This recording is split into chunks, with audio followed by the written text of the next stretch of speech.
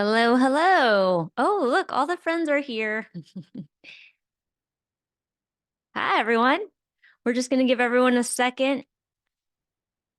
Oh, wait, live podcasting awards. Hello. And folks, while we're waiting, feel free to put in the chat where you are joining us from. I am personally in lovely Brooklyn, New York right now.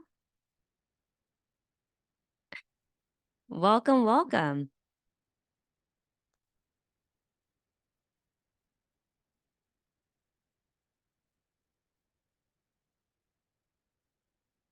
All right. Oh, Philadelphia. Hey, DC. All right, y'all. Um, Welcome, welcome, welcome. I'm Ria Wong. My lovely community manager, Shay, is going to be in the chat monitoring. So we're definitely going to encourage you to use the chat. We'll be taking questions throughout the session. I'll answer it at the end. So as questions come up, feel free to throw it in. We are definitely also going to be doing some polls and some live live questions. So I hope you are ready to participate. You know what? Let me just give it one more minute because I know we have 300 people who have registered. So I want to make sure that everyone gets in okay before we get started. But we also have a ton of content and I want to deliver as much value to you as quickly as possible. So I want to make sure we get enough time to do that. Hey, everybody. I was just telling Shay ahead of time that I was nervous that no one would show up. I think we always have that no one's going to come to my party anxiety.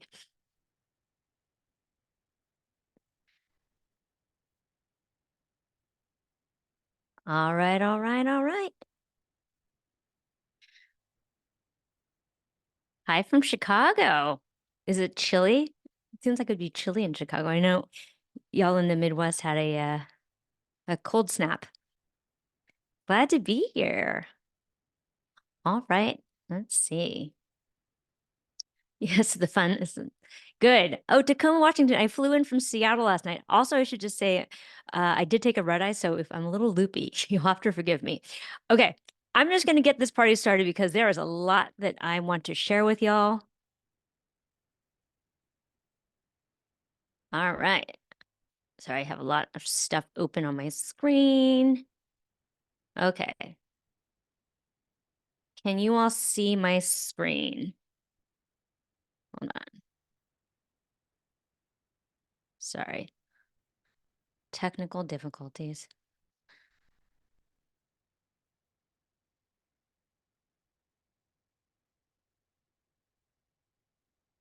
All right. Can you all see my screen? Yes? Shay, am I good? All right. Let us go. And first of all, I just want to say thank you so much to all of you who are joining. I know you're busy. I know you got a lot to do. So I really appreciate this hour that you're going to spend with us and hopefully going to be action-packed and value-driven. My community manager, Shay, is in the chat, so she's going to be helping us out with any questions. We will take questions as we go. So stack them up in the chat. We'll try to get to as many as we can at the end for Q&A. But welcome to 3 reasons why you are burned out on fundraising. So you are in the right place today. If you feel like fundraising is hard, frustrating, or confusing, or you're feeling like you're shouting into the wind to your donors, or you feel really overwhelmed, and you also feel like you're leaving a lot of money on the table. So here's what to expect in this presentation. We're going to talk about the top 3 reasons that I've identified as to why fundraisers feel burnt out, and most importantly, what to do about it. The second part is that we're going to talk a little bit about the Big Ask Gift program, which is my 6-month group coaching program.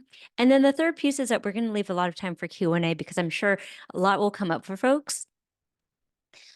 But before we jump in, I just wanted to introduce myself. So I am Ria Wong. I am currently in Brooklyn, New York. I am a recovering executive director. I have a podcast called Nonprofit Lowdown. I have a book, I'm an author called, the book is called Get That Money, Honey, the No BS Guide to Raising Money for Your Nonprofit. I train folks in major gift fundraising, and I am a dog mom. And so some of what I've done is I ran an education nonprofit in New York for 12 and a half years, and I built a fundraising program from scratch. I've coached hundreds of folks to 2x to 10x their individual donor base. And I started basically from scratch and was raising 3 million a year, most 70% of which were in individual gifts. And the reason I focus on individual gifts is if you look at all of the monies given philanthropically in the last decade, the vast majority of it, 76%, are given by individuals. And so I really believe that we need to have an individual gift strategy. Now, when I think about burnout and fundraising, I want to talk about my personal story. I was a 26-year-old executive director. My first day on the job, I did 2 Google searches. Google search 1 was, what does an ED do? And Google search 2 was, how do you fundraise? And I laugh about it now, but I don't think that this is a rare instance. I think a lot of us are put in positions where we're asked to do really big things, change the world without the proper support and training. And that can lead to burnout.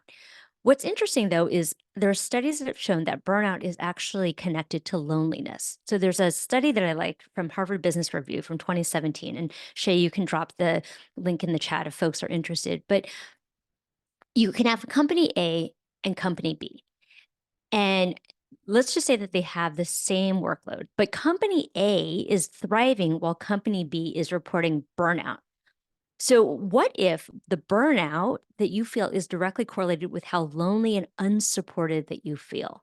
So company A feels supported by their colleagues and leaders, while company B does not feel supported. So it's rarely about the amount of work that we have to do. It's about how we feel doing the work. And unfortunately, so often I hear EDs talk about funders that are not supportive, board members that are not supportive, staff who don't really get it or think of fundraising as dirty work.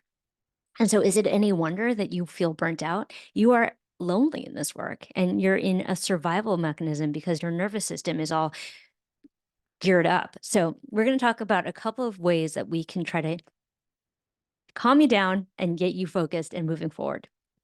So I just want to launch a quick poll here. What are your biggest pain points with donors? So Shay, if you would please.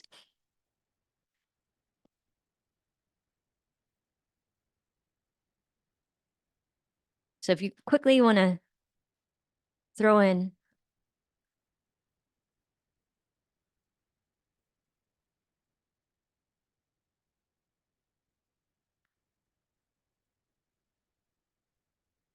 Okay.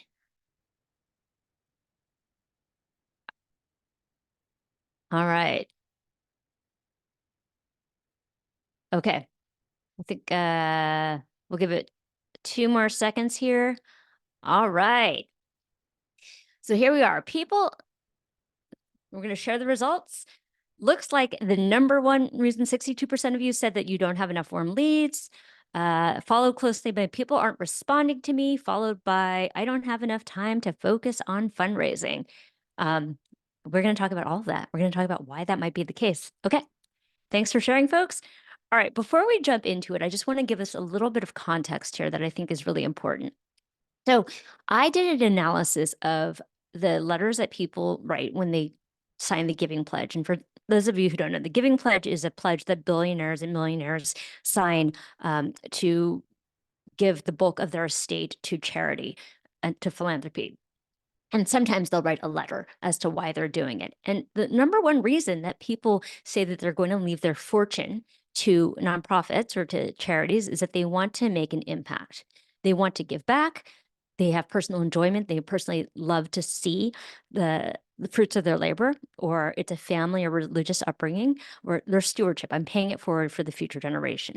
So what we see here is that people obviously want to give, right? We care about making an impact, but the question is, why are they not giving to you? There are over 1 million nonprofits, actually in the US, 1.5 million nonprofits that they can give to. So the question is, why are they not giving to you? The impulse, the generosity is there, but why is it not being directed towards you?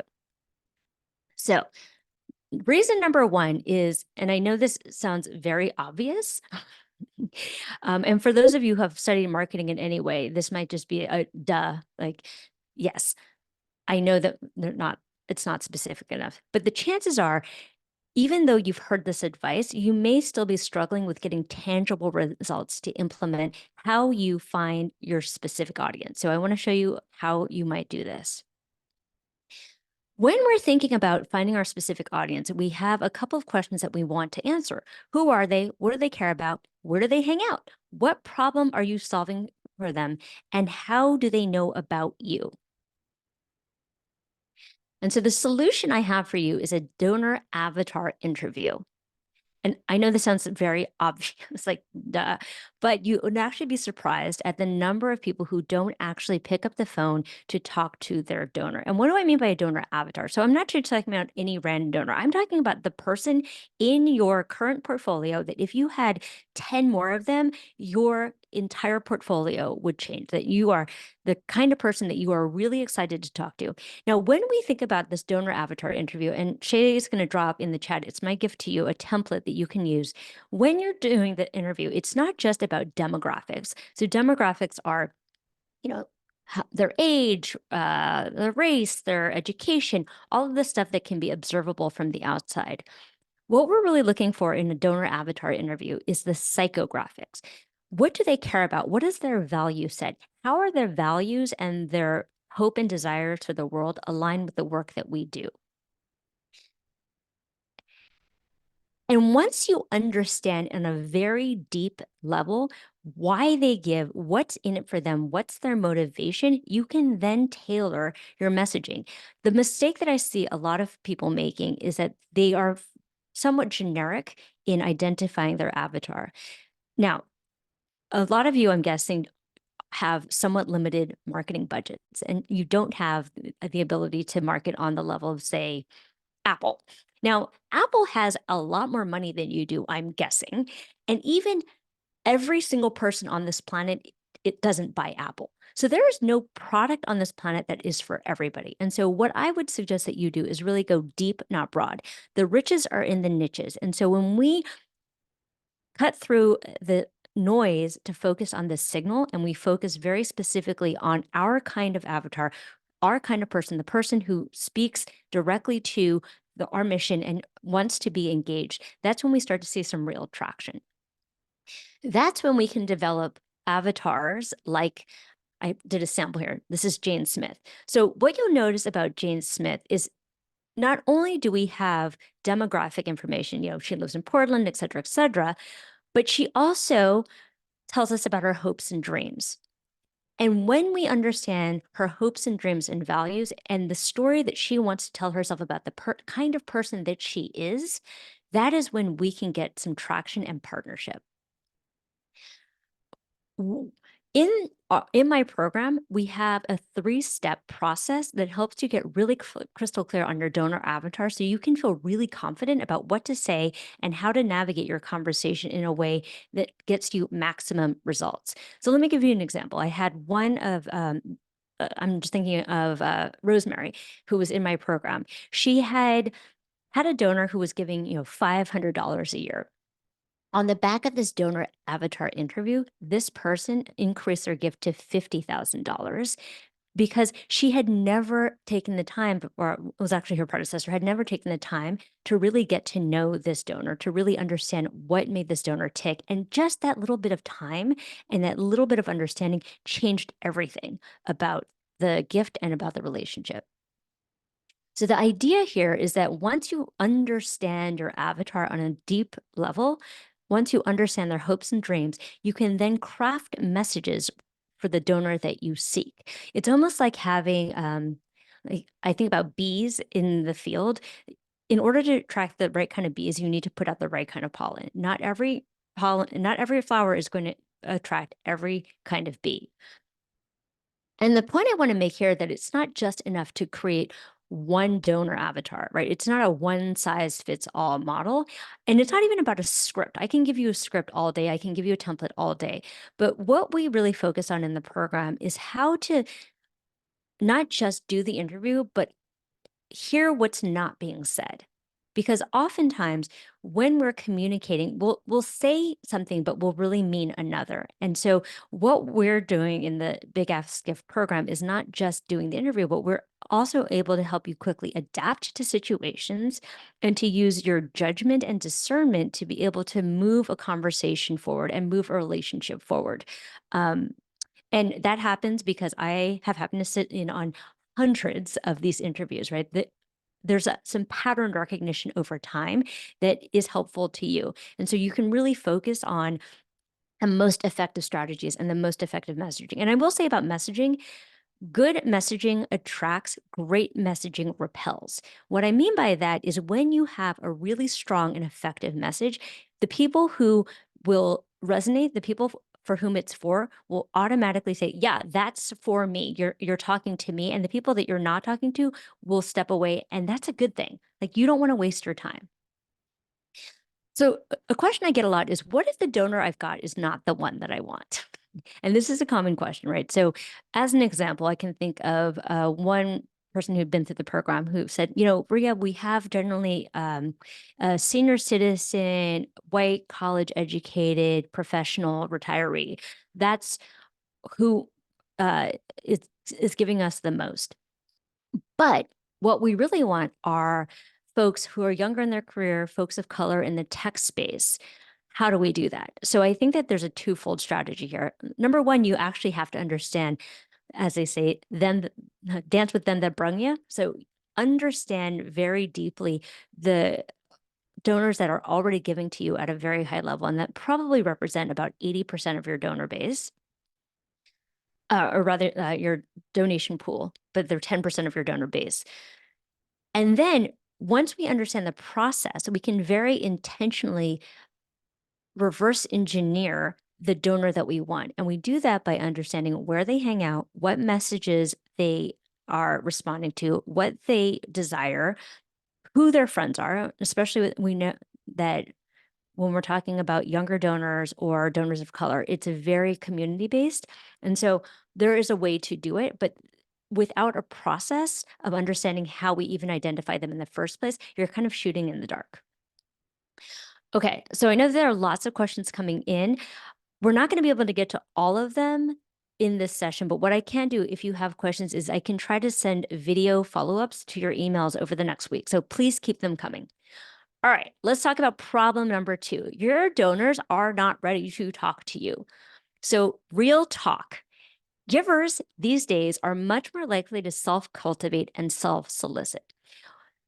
I'm sure a lot of you buy stuff online. I buy stuff online all the time. How many of us talk to a salesperson when we buy stuff online? I never do. In fact, I actively try to avoid talking to salespeople.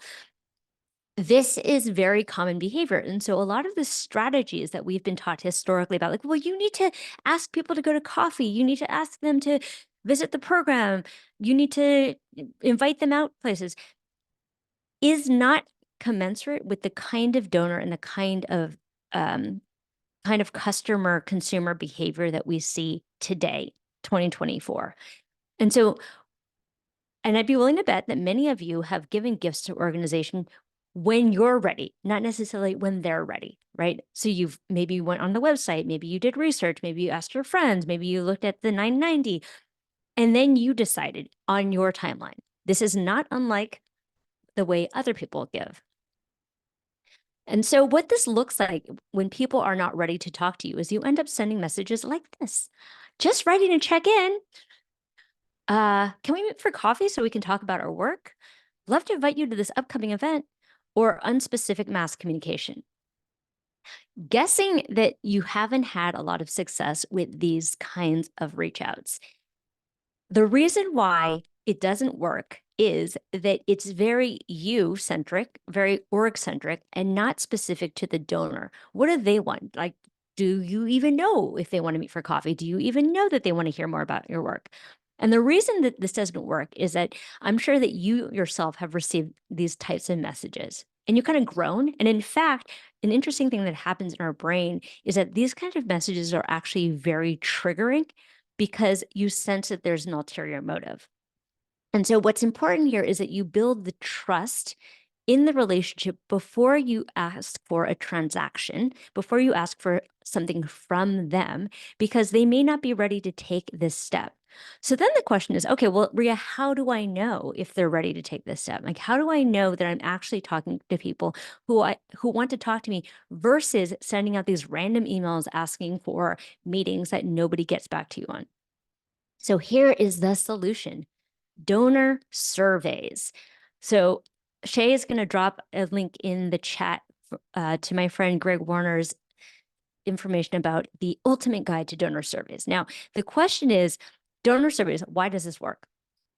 A couple of different reasons. Number one, and I'm sure you all have had this experience of buying something and something survey pops up in your face. I tend to ignore them, quite frankly.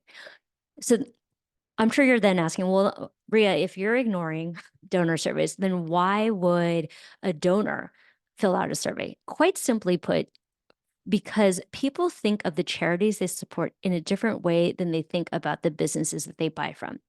So there's a professor in Texas named Dr. Russell James. Dr. Russell James put people in an MRI machine and scanned their brains.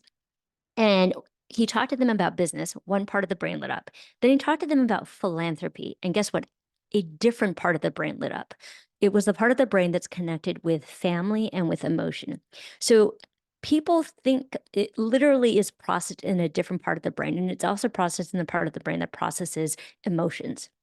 So people will respond because they think of you as family. And so generally the response rate for these donor surveys is about 5% compared to 1 to 2%, which is industry average for businesses.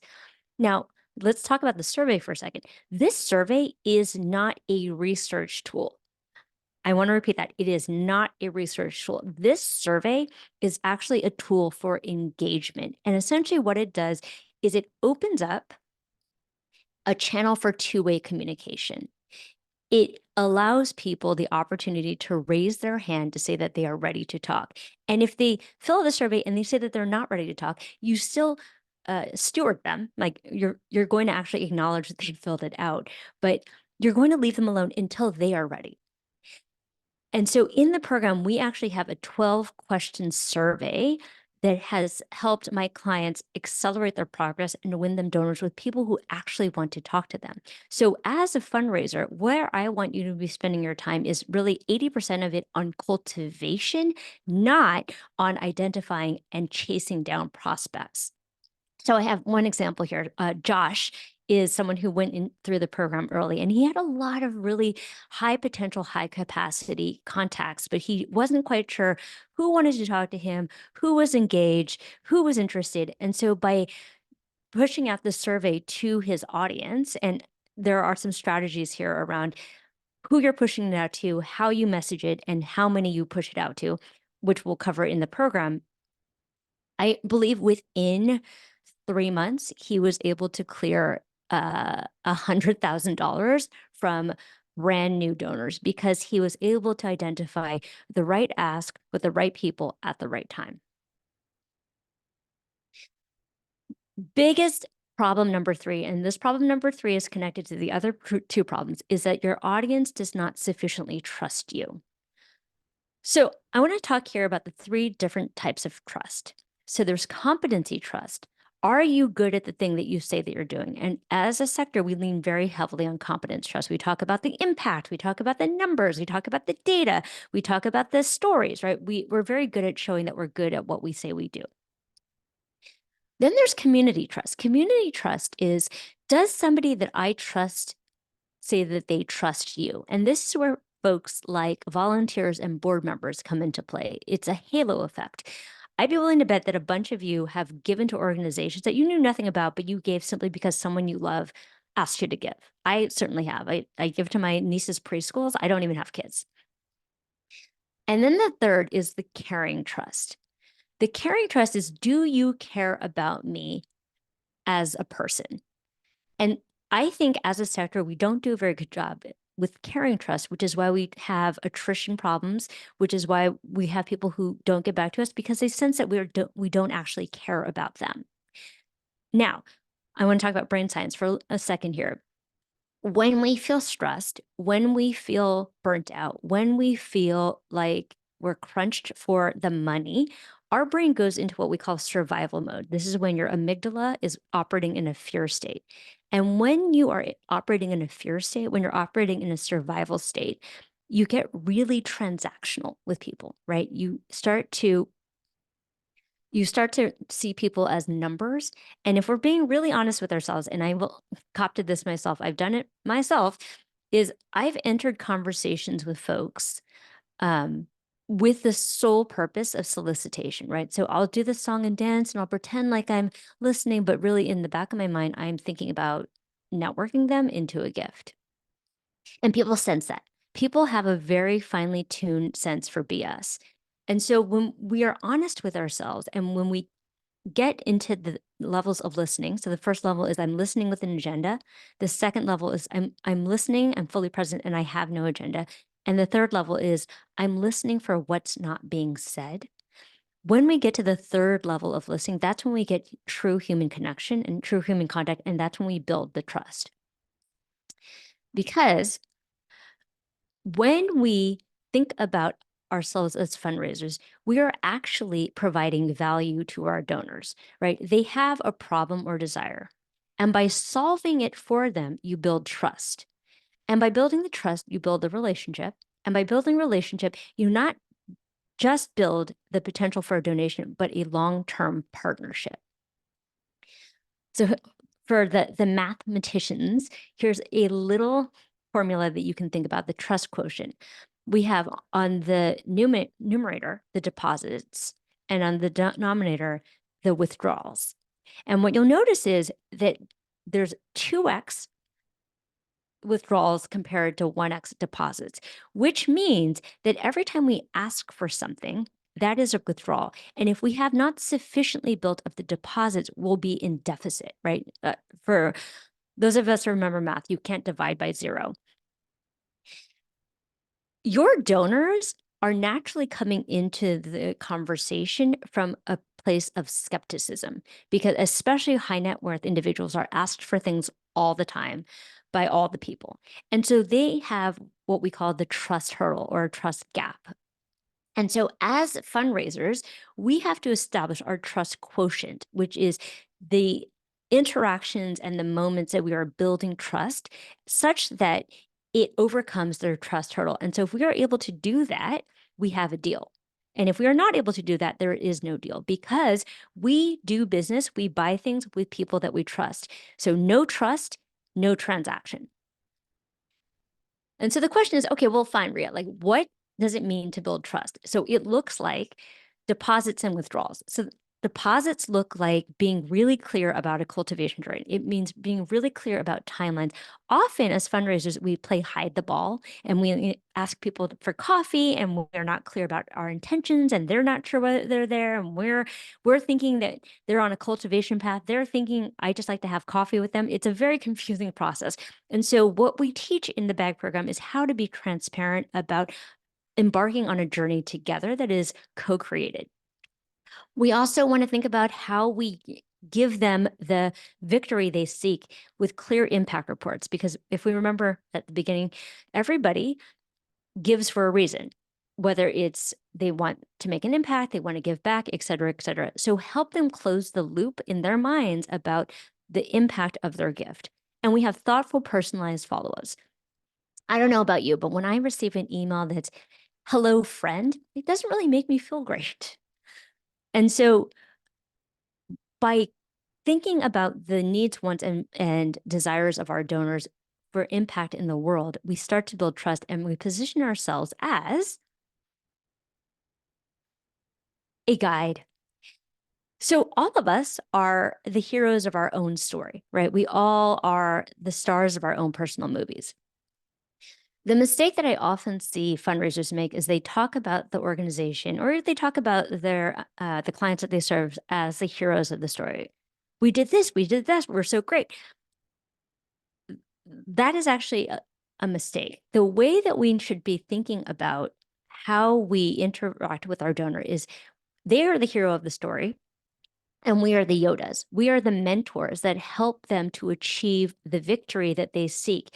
Because at the end of the day, when I lay my head down on my pillow at night, I tell myself I am a certain kind of person. I'm the kind of person that supports education. I'm the kind of person that cleans the ocean, et cetera, et cetera. So How are you helping them to tell themselves the story of who they believe they are and to help them along that journey and that path of self-actualization? Because as a fundraiser, the value that you are giving is to help them to live in their meaning and purpose. So, presumably, especially for major gift individuals, these are folks who have been successful in their careers, have made their wealth, maybe have families, right? They're at a point in their lives where they're thinking about legacy. And legacy is only possible when you have meaning and purpose. And so, as a fundraiser, the gift that we're giving is helping them to manifest their meaning and purpose in the world and their legacy. Okay, so to recap, who are your donors? What do they want? When do they want it? How do they want it? And how are you giving them a meaningful experience? So, the way that you get there, to recap, is that we are going to identify your ideal donor and not just who they are, but where they came from. So you could reverse engineer that process. And what is it they care about? Then, by using a survey mechanism, you are able to identify assets, interest, and timing to start the relationship. And once you have the relationship, you create value and trust before asking for a transaction. It's a very simple 3-step process. Okay, poll here. How many of y'all uh, is this totally new information to you? So put in the chat. I'm going to be no, some of it. Okay. Not totally new. No, no, right? Love it. Yes, this is probably not totally new information to you. Okay. So then here's my second question. On a scale of 1 to 10, 10 being the max, are you implementing these activities?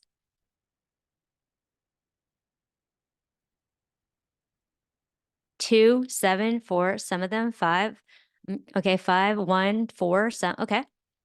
And thank you for your honesty. We're all just here to learn. Okay, here's another question then. How many of you would benefit from a coach to help guide you through the process? So the way that I think about my job is I'm like a personal trainer for fundraising. And you know, with personal training, it's kind of a pain in the ass. Like you kind of don't want to do it, right? You're like, oh, I don't want to go to the gym. But you know that there's someone holding you accountable. I want to tell you a quick story. Um, there is in California this place called Death Valley. It's a desert. It's called Death Valley because literally people, they thought nothing could grow there. They thought it was death. But in 2007, it received 11 inches of rain. And over the next few weeks, you couldn't see the floor of Death Valley because it was covered in flowers. And so, what if Death Valley wasn't dead, but it was simply dormant? And so, what I'm posing to you is a question of what if everything that you needed you already had, and it was just a matter of thriving in the right environment and getting the right inputs to help you reach the potential that you know is possible? Oh,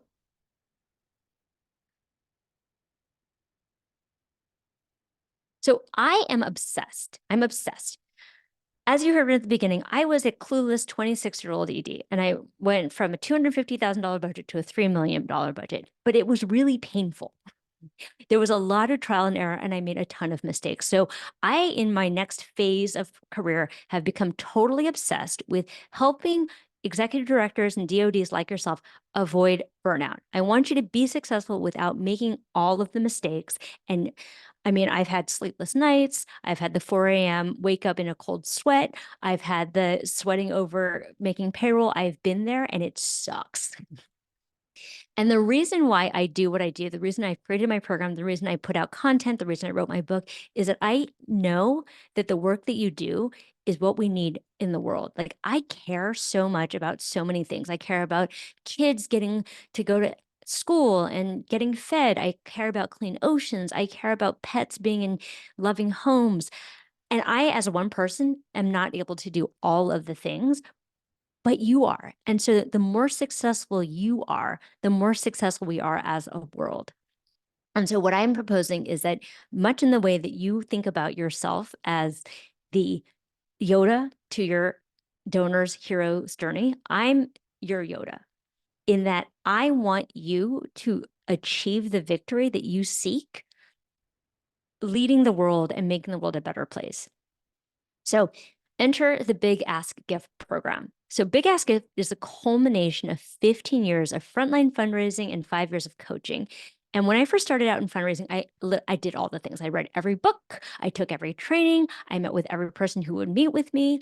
And often I found that their advice didn't really relate to me or the size of my organization or didn't provide a framework. It was very vague. And so BAG is a culmination of all of my years of frustration to provide a program that is relatable, actionable, and results driven. So a couple of reasons why you might want to sign up for a BAG. First of all, you'll get clarity about how to maximize your ROI. And one question I want you to ask yourself is, especially if you're feeling burnt out, is how much is it costing you to not maximize your time because you don't have clarity? What are you missing out on your ROI with all of the time and energy and money that you're spending such that you're getting a return on that? Leads will come in and convert because you're actually focusing on the top 10%. So I'm not saying that this is going to be the results for every single person, but what we have seen is that folks have been experiencing 400% ROI once they implement the systems and processes.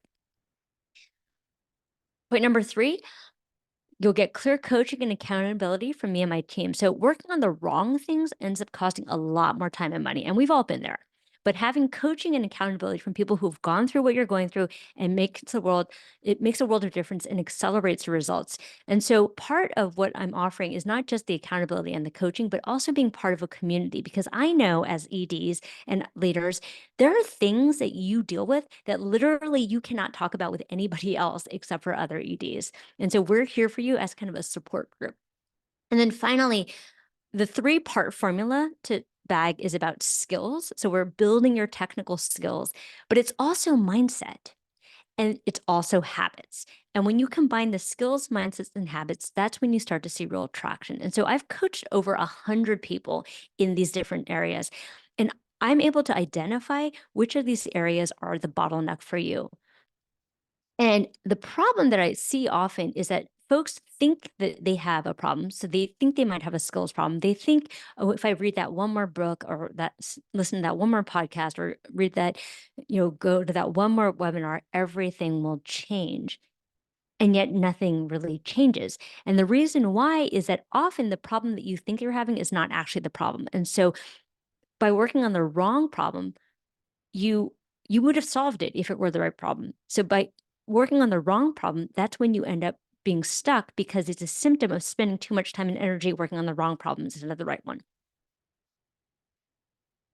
So just to talk about Big Ask Gifts for a second, you'll get, in addition to the 6-month coaching, you'll have 12 months to access the online content, which is called my SPACE method, which stands for state of mind, process, assets, community engagement. That's a $3,000 value. You'll get templates, tools, and done for you scripts. Again, $2,000 value. You'll get access to industry experts handpicked by me. You will get Slack channel access, and there are assignments along the way that I will personally review and give you feedback on. Of course, you'll get the weekly coaching. And if you apply today, you will get a fast action bonus, which is 2 30-minute one-on-one sessions throughout the 6-month program. So the total value of all of that is actually $24,000. But today it is $84.97 for the 6-month program, or if you pay in installments, it's $14.97 per month for the full 6 months. A couple of success stories that we've had. So there's Jenny, who received her first $1 million gift. There's Reza, who raised $300,000 more in 3 months. There's Yukari, who went from literally zero. When I first met her, she was starting from scratch. and she raised 1.5 million in a year. And there's Marvin, who got his organization's first six-figure gift. So this stuff works, folks, and I would not be out here trying to sell you on something if I didn't believe and see the results myself. So apply today. Shay will be putting the information in the chat. Would love to see you in the program. The other thing I should mention too is that I am limiting it to 20 folks. And the reason is, look, I could open it up to a much bigger cohort, but I keep it small because I want to be able to give you as much personalized attention as possible to really make sure that I'm diving deep and supporting you in the ways that you need. So, I mean, the other thing that I just want to mention is all of the information that I have amassed in this program. I have spent hundreds of thousands of dollars amassing between a program at Harvard, a program at Columbia, MIT, and the personal coaching. And so this is really kind of the culmination of everything. So with that, that is all I've got. I'd love to get to some questions. Thanks so much for your time. Ria, our first question we have is from Juliana. They want to know, what do you recommend about creating events? EDs and board always like creating new events, cocktails, galas, etc. Oh, Juliana, sweet, sweet Juliana. Okay. Here's my shtick about events. I am not a fan. Okay. I have a bias. I so dislike events. I did not plan my own wedding. So I think events are generally not where I see, if I started from scratch, I would not start with events. The reason being that it takes a lot of effort, right? So when we think about events, we often calculate the hard cost of like the venue and the blah, blah, blah, whatever. We often don't consider the soft cost. And surprise, surprise, the soft cost often falls on the staff. So when we think about the return on investment, it's often way less than we think it is on paper. So that's the first thing. The second thing is I don't love events because I think when we think about major gift fundraising in particular, the value is really around the depth of relationship. And so when it's a big event like a cocktail or a gala, you really don't have the opportunity to make deep connections. So I like to think of events as a top of funnel strategy to bring people into the fold so that you can start to develop a relationship with them. Oftentimes, the reason why boards will say, like, let's throw an event is that they are uncomfortable with solicitation. And so it's much easier for them to ask their company to buy a table or to invite their friends to a table as opposed to entering into what I think is the much more intimate business of one-on-one solicitation. So all to say that I think that events should be a tool in your arsenal, but I don't think it should be the main tool until you've really developed a system around individual gifts and in particular major gift fundraising. Hope that answered the question. All right, someone's asking, how do we decide the cadence for email communications to donors? Okay. So I probably need a little bit more information on this, but in general, I would say you are probably not communicating with your donors enough. Now, I know that some of you are probably on my mailing list. You will notice that come hell or high water, you get a weekly email. Whether you read it or not is, of course, I'd love you to read it, but the point is that I send it. So every week I'm top of mind for you. Like you see my name coming across your inbox. So with respect to email, I'm going to guess you're probably not sending enough.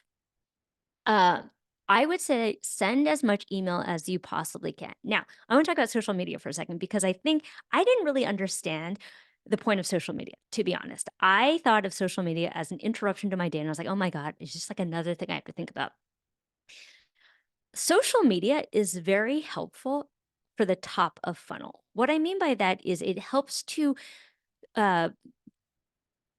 develop brand awareness about who you are and what you do to people who don't know you.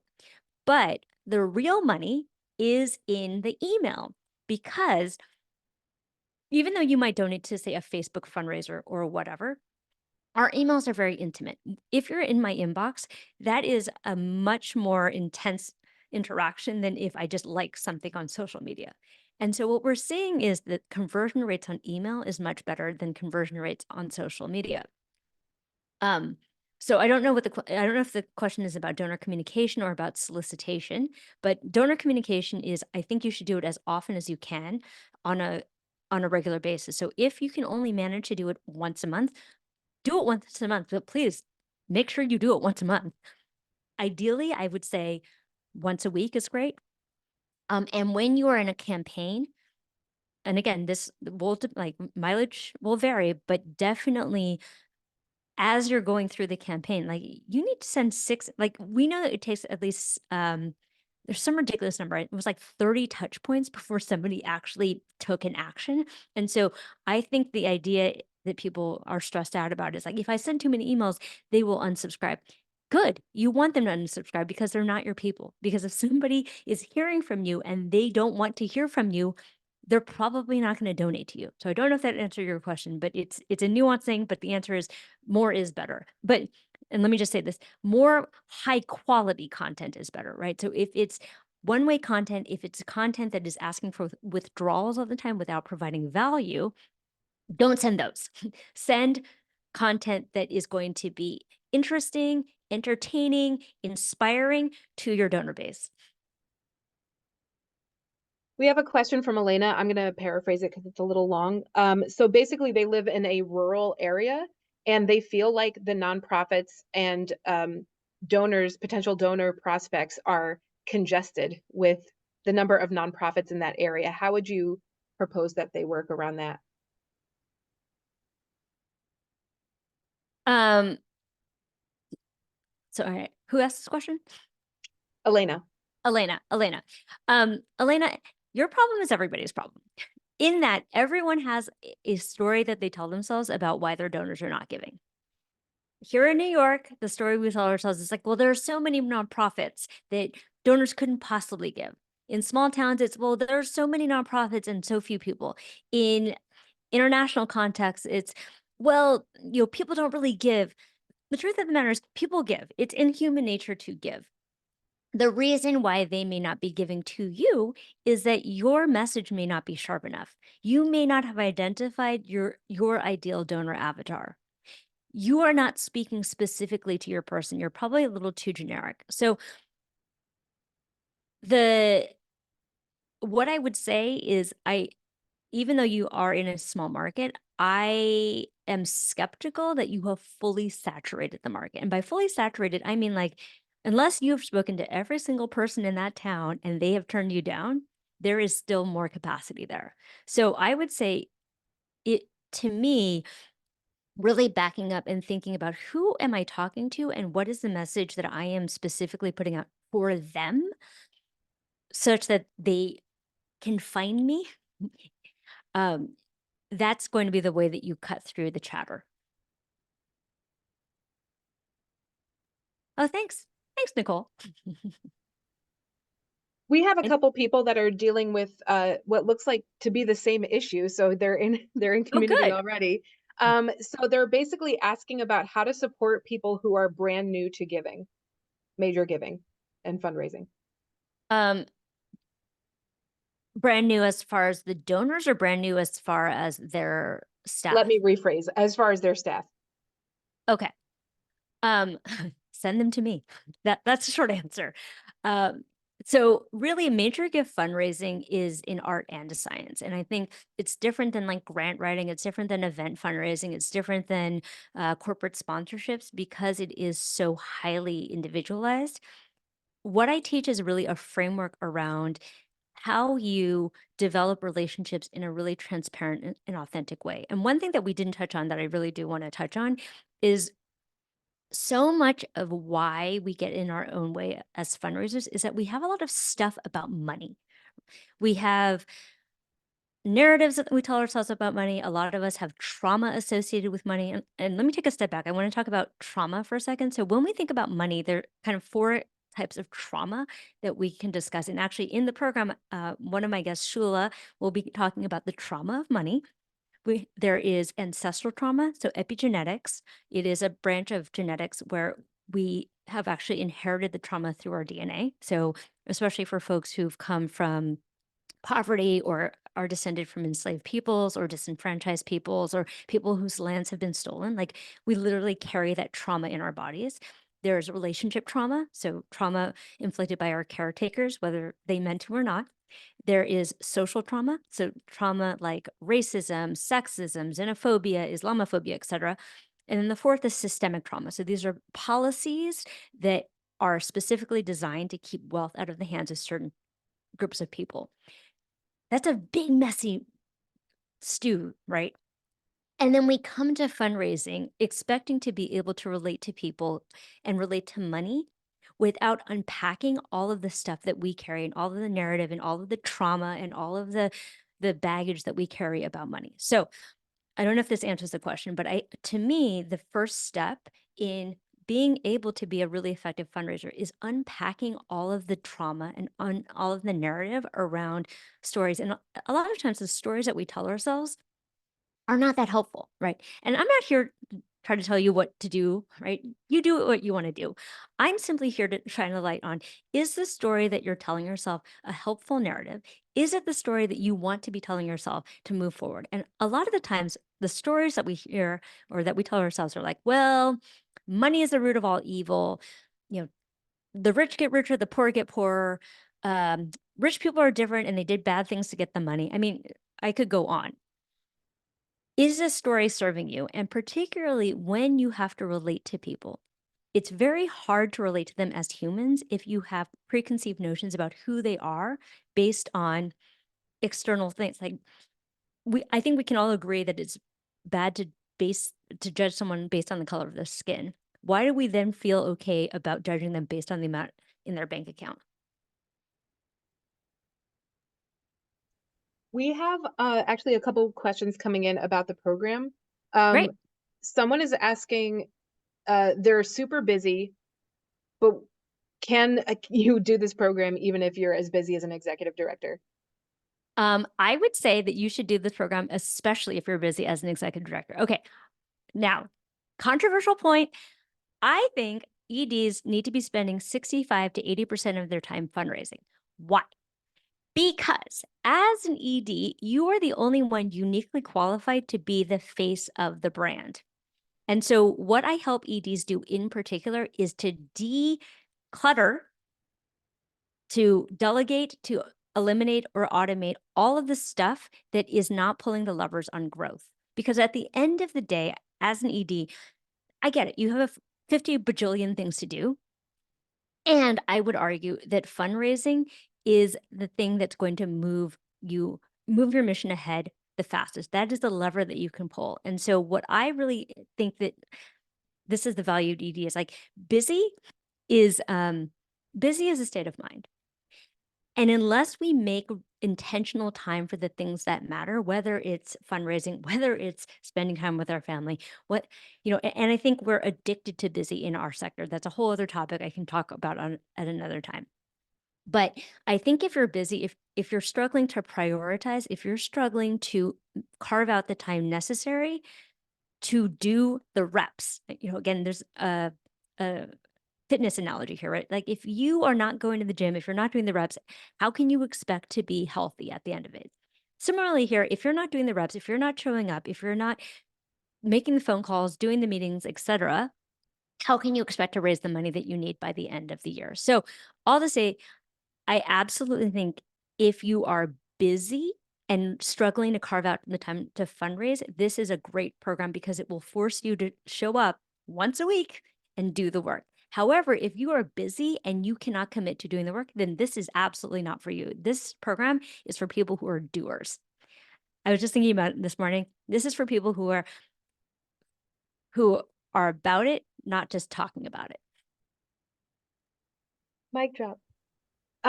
We have a question coming in from Sarah. They're asking if their development director can take the program with them. Can take the program with them. Oh, as like in tandem. Yes.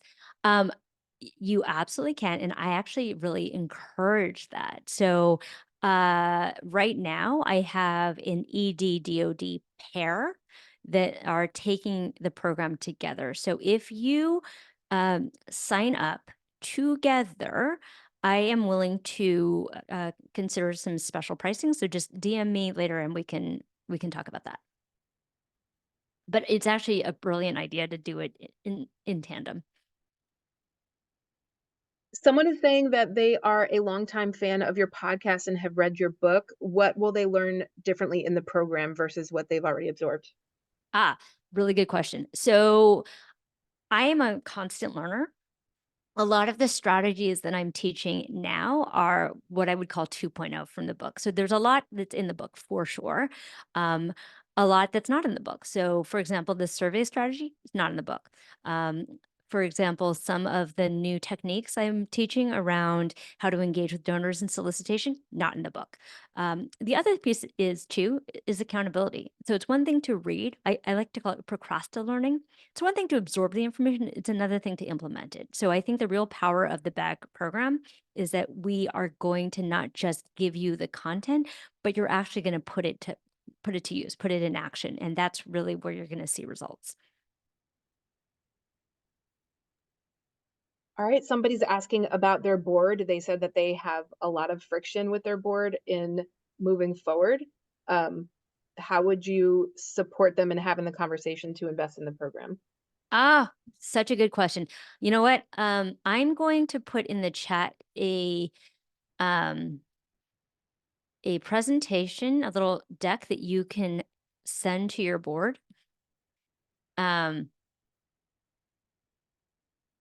where is it? Um, so put in the chat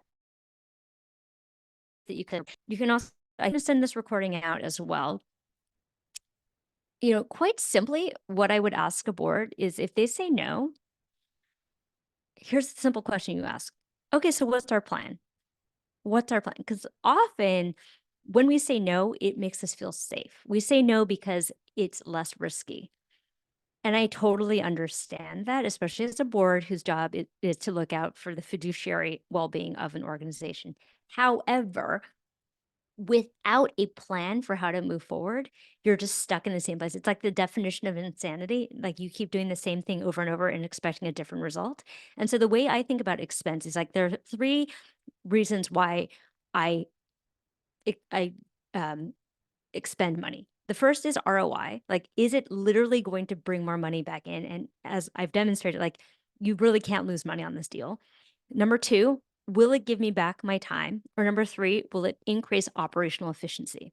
In this instance, the BAG program does all three things. You get an ROI on your investment. You will save time because you won't have to make all the mistakes and you'll actually be able to implement the processes that are most effective out of the gate. And number three, you will be more efficient at doing it. So to my mind, it's a no-brainer. But again, with your board, I think it's worth kind of helping them to get all of their anxieties out on the table. Because what we know is when people are operating, it's 95% emotion based. It's like a very small percentage that's actually logical. And so if the fear is like, what if we invest and we don't see the return? Well, there's a money back guarantee. Well, what if we invest and it's a huge waste of time? Probably not. Like we need to be focusing on fundraising anyway. What if we invest and I mean, I don't know. What if Ria's a total quack and she doesn't know what she's doing? Well, okay, like that could be true, but I think if you've been partaking of any of my content in my book, like I think you can decide for yourself whether or not I'm a quack. So I think it's just helping them to lower the friction on their own nervous system and their own anxieties to really get to a decision. Okay. Final thoughts. Thanks for holding on with me if you've been here this long. I think we will be sending out the recording if you want to take a look.